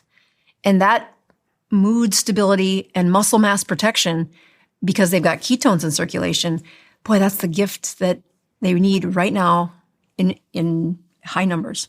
What is, I've heard you talk about methylene blue for brain health. Ever done that? No. Oh my goodness. What is it? Well, it's old as dirt, so nobody's making money on it. But it is a dye. And so if you swallow it, you'll pee blue. But it's also a bridge for how to help mitochondria move fuel along. So one of the worst parts, you asked me this question about supplements, and I really have a tough time saying which supplements actually get to the cells that the patients are looking for. There is a really great fact about methylene blue that when you swallow it, it actually was used for malaria treatment or anti-malaria for soldiers, and they would check compliance by making sure that their pee was blue. But when they died, at autopsy, they had blue brains and blue hearts. It would dye these organs blue. You say, my gosh, that's so strange. But that tells me it got to the cells that it was advertising it was going to get to. So you look at methylene blue, it's supposed to supercharge your brain. And I'm like, yeah, I've heard this before. So I read about it and I'm like, wow, there's a lot of literature on this. And then I did what I normally do, which is, well, let me take it for a couple weeks. It was amazing. It was amazing. Like, I was floored at how well that little turkey worked. So there's no money to be made on it. It's been around as long as dirt, but it's a powerful brain energizer. Like, it helps the electrical stimulus of the mitochondria in your brain keep energy high. And especially for like high energy brains, I love it. I'm like, I put that in my morning coffee, which is where the April Fool's joke, because nobody can see it in their coffee, but they definitely pee blue. And do you take creatine as well? I do take creatine, yeah. Yeah, that's great. That brain supplement is awesome. You do? I do, but my doctor the other day, I think he was suggesting that I might have taken too much. Why? Some liver scan I had, and he was saying that. Liver scan or kidney scan? Kidney scan. Kidney scan. So that's a trick. Don't fall for that. I mean, I've done a couple of big shows on this where creatine is what you're going to measure kidney function with. When your doctor checked your kidneys, he probably had you pee in a cup and check your blood. Yeah. Yeah. So he's looking at what did you pee out and how clean is your blood. That's what kidneys do. He just did a blood test. Okay. Well, even the blood test, the trash was looking like it was a little higher because the trash we're measuring is creatine, creatinine, and which is made from your supplement. So you put the supplement in and it looks like there's more trash around, but that's just the supplement. It's falsely elevated. It's not true. Your kidneys did not get hurt by that. I answer this question probably 30 times a week. I have a standard email saying, here's what happened. Don't measure that. There's other ways he could have measured your kidney that would not have been manipulated by that supplement. What it does for brain function, especially if there's any ADHD, man, they love it. They just focus for a long period of time. I mean, it's got other great findings like how often do you fly over to London? Yeah, I fly a lot. Yeah, that's the best part about it is that the jet lag part of it. There's really good studies on this. Like, your reset of sleep is going to be augmented if you take like 20 grams of it after the flight, 10 in the morning, 10 at night. And those are great studies. Like, Navy SEALs, sleep deprived. Watch what happens when you add creatine. A lot of women don't take creatine because they've historically thought of it as like a bodybuilder thing. Right.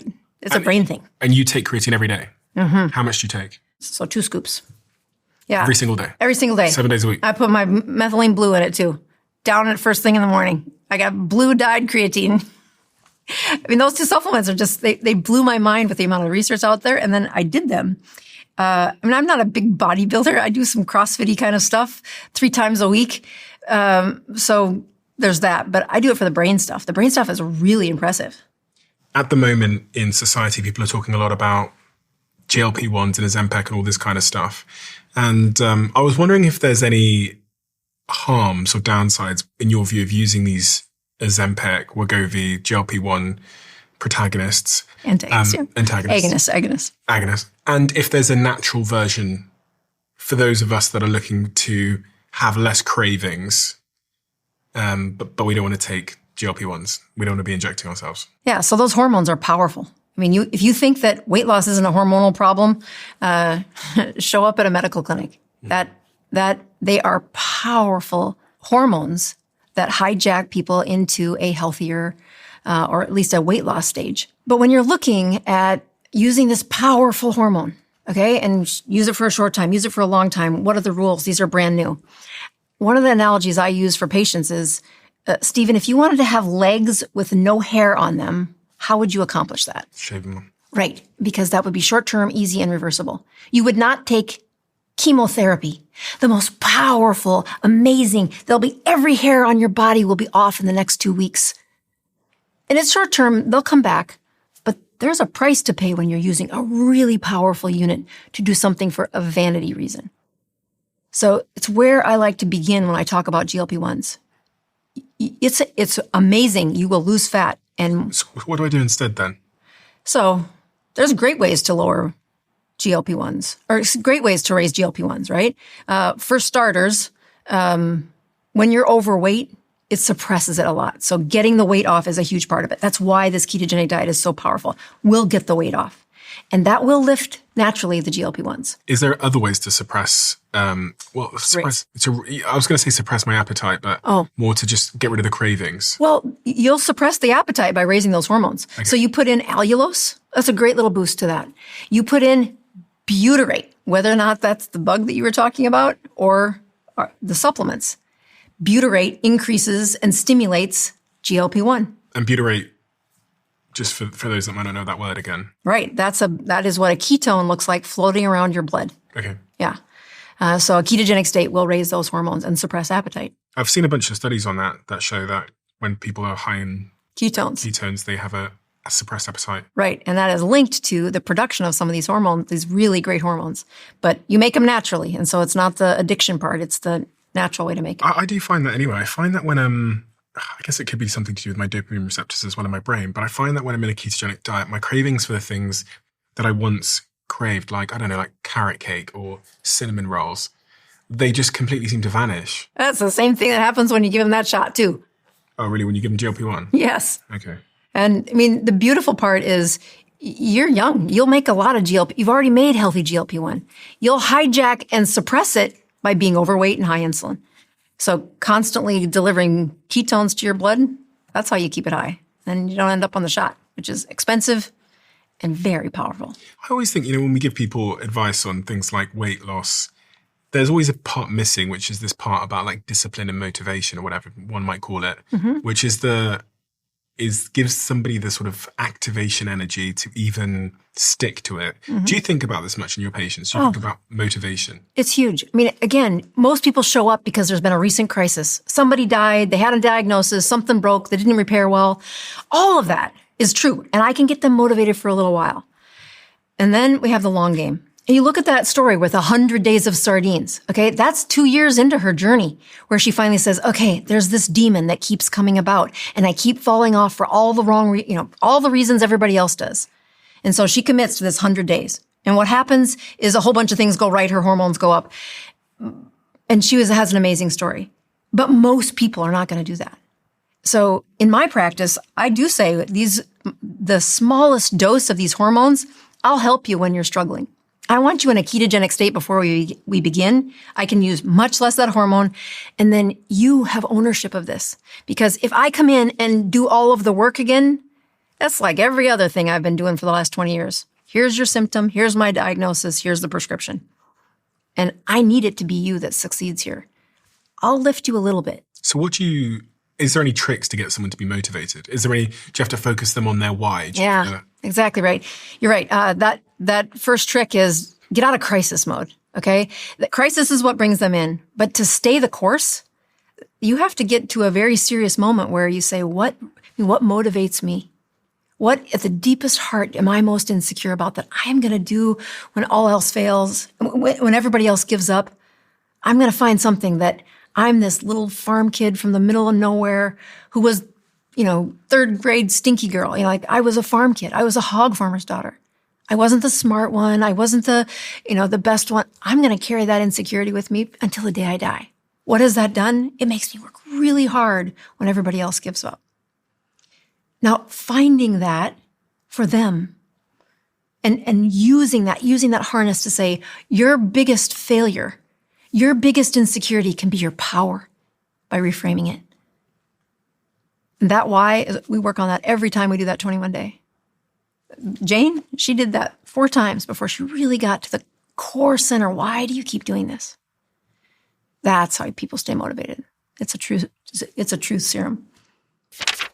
All I had to do was brain dump. Imagine if you had someone with you at all times that could take the ideas you have in your head, synthesize them with AI to make them sound better and more grammatically correct, and write them down for you. This is exactly what Whisperflow is in my life. It is this thought partner that helps me explain what I want to say, and it now means that on the go, when I'm alone in my office, when I'm out and about, I can respond to emails and Slack messages and WhatsApps and everything across all of my devices just by speaking. I love this tool. And I started talking about this on my behind the scenes channel a couple of months back. And then the founder reached out to me and said, we're seeing a lot of people come to our tool because of you. So we'd love to be a sponsor. We'd love you to be an investor in the company. And so I signed up for both of those offers. And I'm now an investor and a huge partner in a company called Whisperflow. You have to check it out. Whisperflow is 4 times faster than typing. So if you want to give it a try, head over to whisperflow.ai/DOAC to get started for free. And you can find that link to Whisperflow in the description below. Have you ever heard about this before? this thing I'm holding in my hands now. This is called Ketone IQ. Their website is ketone.com. You've heard me on this podcast talking about the fact that I stay much of the year in a ketogenic state, which is a highly restricted diet. And the reason I do that is plentyfold. One of them is I spend hours and hours talking to people for a living. So I want to make sure my brain is firing in an optimal way. And the other reason that I do the ketogenic diet is because I just feel better. So when I discovered this, which is what they call an exogenous ketone product, where you can drink it and it increases your blood's ketone levels, I was blown away. I contacted them, I met them, I invested extremely heavily into their company, and I've become a co-owner of the company accordingly, and they sponsor this show now. So if you want to try this out for yourself, I recommend you try it. Just visit ketone.com/Stephen and you'll get 30% off your first subscription order. You'll also get a free gift with your second shipment. That's ketone.com/Stephen. I was reading about what happened to you in 2010, when you reached what you referred to as your breaking point with corporate medicine. Yeah. And you had some issues because you were, I think, helping some people who were homeless. Yep. What do I need to know about that, and how has that shaped you? Corporate medicine has lots of flaws, and you get tired of answering the same question over and over and over again. So you put some stuff up on YouTube, and you start to say, here's the education I wish I could give you. And this starts to work. But that's not the path if you're in a corporate medicine. You're going to ruffle feathers. You're going to tick people off. I left corporate medicine, started my own thing, and I'm living out a 2-year non-compete. Do you know what that means? That you can't do medicine for 2 years? In that same market where they recruited me and they had advertised for me. Okay, so you can't compete with what we just put money into for 2 years. And they said, you can see the homeless and you can see Medicaid. Medicaid being the government-funded medicine program. Low income. So I said, they don't know me very well. Those are just as much my people as anybody else. I'm taking care of some Native Americans. They were the ones in the shelters. They're the ones of the low income. And those teenagers were overweight and they were eating kitty litter. They were eating toilet paper. Their iron was so low the machine couldn't measure it. So they're super malnourished. I started doing what I would do if you had all the money in the world. I took care of these patients. I gave them IV iron. So you gave them iron, which was expensive. It caused a ruckus. I got put on the radar of somebody that did not like that. So this is a budget. The whole state gets a budget for how much you're going to spend on each patient. Yeah. I mean, by expensive, it was like $350 per person. That's not that expensive. Mm-hmm. But it was, and nobody else was doing it. And I got a sticky note inside an envelope from the state capitol. Stop doing Cadillac medicine. Yeah. So you were sued eventually? Oh, they call it Medicaid fraud. Okay. They thought I was wasting Medicare's numbers because I was giving IV iron. And I said, no, I didn't bill for it. I paid for it. And when I paid for the medicine for these impoverished patients, they said, well, that's Medicaid fraud. So the government tried to sue me for that and they lost. But now they're ticked off. They've brought me to court and they lost. And what happened next is a lot worse. I don't know if you want to hear that. You wanted me to go there? Of course, yeah. Okay. So when you are being investigated for Medicaid fraud, all income stops. Yeah. Yeah. So I have to come home to my husband and say, I can't give in. I think we need to fight this. He said, okay. He God bless him. He said, okay, let's fight it. Have you ever tried to fight the government? It's very expensive. So they hold off. When you're under a Medicaid fraud investigation, you get no paychecks. So we have no paychecks to pay payroll, to pay house payments, to do anything for about 9.5 months. Actually, it lasted longer than that. During that time, we started doing things like we sold the lake cabin. We sold the boats. We sold the extra car. We sold our own house. We moved into a donated RV. You moved into a car? An RV, yep. In South Dakota, where there's 50 below zero weather, with 3 little kids. We actually we took our wedding rings in for the last paycheck.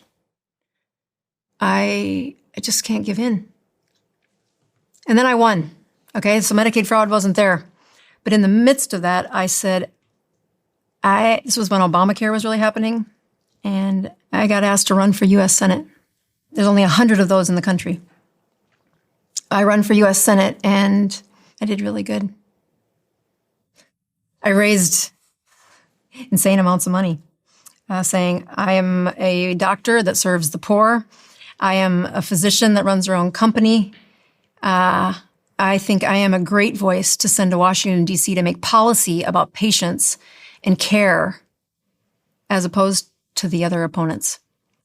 But that same attorney general, his best buddy was running against me. And when I am in a mission trip in the Philippines, that has nothing to do with it, but I was on a mission trip in the Philippines, and I left a petition behind. I don't know how you do it in London, but a petition means if you're going to run for office, you got to get some people saying they believe in you. Mm-hmm. So we needed 2,000 signatures, and we got 6,000 signatures. We submitted them to the state. We think there's no problem. But then the quarterly earnings come back for a campaign raising, and my opponent had about 70 donors at about $10,000 a pop, and had something like $740,000. I put my earnings in, and they were $780,000. So I outraised him. You have to report to the government whenever somebody gives you more than $200. So his donors are right there on the list. My list is empty because the average size of the donation was $45. And they know they can't win with that. I have a grassroots behind me. And that's when the black cars started showing up in my life. It sounds like I've got a tinfoil hat, but it was real. The black what? The state card started to show up outside my house. They started to say, find something on her. And I am the first person in the history of the United States of America to be investigated for not witnessing a signature on those petitions. Okay, so there was these petitions, you had to get 2,000 of them signed, and you had to witness them. So you had to be there when they were signed by people. Well, that's what it says. And you're right. It says, I bear witness. So as I left them in my clinic, my staff signed it. The preachers in my clinic signed it. And those signatures were collected while I was in the Philippines. And so you signed to witness them when you were back from the Philippines? Right. So I didn't witness them. I just vouched that that's my sister, that's the preacher. I know who these people are. And so they charged you they realized that you were in the Philippines at the time, so you couldn't have witnessed them based on the dates or something. Yep. And then they arrested you? 12 felonies. They gave you 12 felonies? And 24 years in prison. That's what they charged you for, or that's what? They charged me with 12 felonies, 6 counts for each of the 6 petitions. 6, so there's 12 felonies. There's 6 mistakes, but each mistake counts for 2 felonies. I mean, if you're going to make a mistake, there's 1 felony. Mm-hmm. When you're trying to make a statement, there's 12 felonies. And you're the first one in the history of the United States of America to ever have this charge, let alone brought to trial, and then found guilty. The trial didn't happen in my state, my town. It happened in the state capital, where everybody knew that attorney general. Everybody knew the opponent. So they tried to get you to serve 24 years in prison? Yeah, they sentenced me to 24 years in prison. They sentenced you to? Yeah. My kids are sitting behind me. You are guilty of 12 felonies and 24 years in prison. And then he says, but this stack of papers in front of me might be the biggest. He'd been a judge for 20-some years. And I had patients who had written in saying, this is the best doctor I've ever seen. I didn't ask them to write that. They just sent them in. That moment when you hear that you're going to be in prison for 24 months, 24 years. Oh, God, it is the lowest moment of my life. Because, I mean, I do not like that story cost the state of South Dakota any money. But I also don't like that when you oppose the political giants and you stand there with all of the right intentions, that if they need to find something on you, they will. 6 petitions. And we had 1,000 extra signatures. There was nothing. This was a nothing burger, but it was enough. And that attorney general said, prosecute her to the fullest extent. And I'm not a martyr. I do things that aren't right. And if there was a mistake that I made, I would take full ownership. And to that judge, I took full ownership that the Attorney General he won. I got sentenced. But you didn't have to serve the 24 years. He said, I'll probate that. I will suspend that with the highest number of service hours ever in the state of South Dakota. Was 500 community service hours, serving the poorest patients in the state. And when he said those words, I thought, oh my God, you don't know who I am.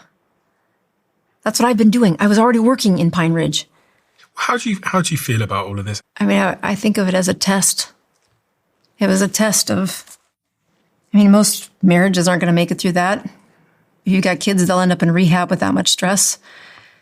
And I didn't want that life. I didn't want that to be my ending. I framed it different. I said, all right, God, you're testing me. You're testing to say, can I stay true to who it is that you've called me to be? That our marriage was incredibly, that's a lot of pressure. I was the #1 news story in the whole damn state for 3 years running by a mile. I can't go anywhere without, that's her, that's her. My parents were ashamed. My kids would say, this is the woman that takes me to Haiti. She is Mother frickin' Teresa. And now she's on the front page of a newspaper as a 12-time felon. And your teachers at school say, I read about your mom in the newspaper. It should have crushed me.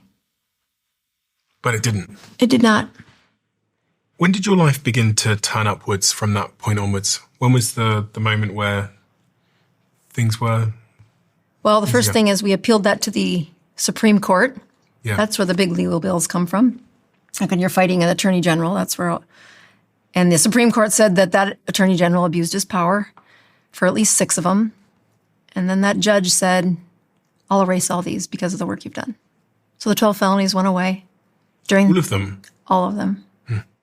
I think on the edge of that story, I work to resurrect people's health back to a place where they get their best life. And yes, ketones are a really big part of that. But as you look at the relationships you've got around your life, take the core ones and nurture them to a place where your best life comes out of those relationships. Find the purpose that you've been designed for and take those relationships with you as you seek that. I know that's what happened to me. I cared about the ones on the inner circle, and I had a one track of this is what I'm designed to do. We have a closing tradition where the last guest leaves a question for the next, and the question left for you is, do you have a daily practice to find deep inner peace when you are emotionally triggered? And if so, please share it with the audience. Yeah, I have a devotion that I do every morning that centers me, keeps me in line with my faith. And it's not that you do it on the bad days. It's that you've got the foundation for doing it on the good days. And there are generations. A daily devotion, like Upper Room is a spiritual devotion for my church. What does that look like? Is it a prayer? Or? Yeah, it's a prayer. And how does that sound? What is? Yeah, it's usually a scripture, and then it's a prayer that has been paired with that scripture. And again, it's easy to not do it routinely, but when you practice it on the good days, it's what lifts you on those really tough days. And sometimes you forget, you're not the first person to run through these problems. But there are thousands of generations that have taught you how to do life and get through those hard places. And I'm going to use their rules.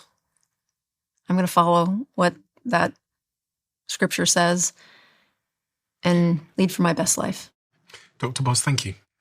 Very good. We are done. I really appreciate so much about you. I appreciate your personality. Well, it's incredibly engaging, but I also just I appreciate that you've taken the time to make so much content over on your YouTube channel, which I'm going to link on screen and below now, to sort of demystify and break down some of these really complicated subjects that people struggle with, and they're looking for someone who they can trust, who has a bit of personality, who can communicate some of these very complicated things to them. And on your channel, you talk about everything from the ketogenic diet to many of the things we talked about today, to the creatine stuff, to cancer more broadly, this idea of autophagy and fasting, and lots of other things. I mean, everything we've talked about today and much, much, much more. So I highly recommend people go and check your channel out if they would like to learn more. It will be linked below. And you've written some wonderful books. Some of them that we've referenced. We've got the KetoCONTINUUM, which I'm going to link below as well. This wonderful book called Any Way You Can, A Beginner's Guide to Ketones for Life, which talks a lot about Rose and has some wonderful photos of Rose in that book. And we have the KetoCONTINUUM workbook, which is a much more practical. Yeah, it goes hand in hand with the other one. And it's what I give my patients in the clinic, is they got to go through that workbook. I think a lot of people are looking for exactly that. They're looking for something that they can follow step by step, which gives them a framework for progress. And I guess in a way holds them accountable, which is exactly what the workbook does. Thank you so much. You're helping millions of people. You've had a fucking rough ride. I think you've been outside 12 felonies and 24 years in prison for something as little as what you did, I think is bizarre, quite frankly. But, you know, it's a story of inspiration that it didn't hold you back, and you've risen like a phoenix and created so much incredible work, therefore, that's benefited so many. So please do keep going. God bless you. Thanks for having me here. I'm really excited to be on your show. Thank you so much, Dr. Boz. This is something that I've made for you. I realize that the Diary of a CEO audience are strivers, whether it's in business or health. We all have big goals that we want to accomplish. And one of the things I've learned is that when you aim at the big, big, big goal, it can feel incredibly psychologically uncomfortable, because it's kind of like being stood at the foot of Mount Everest and looking upwards.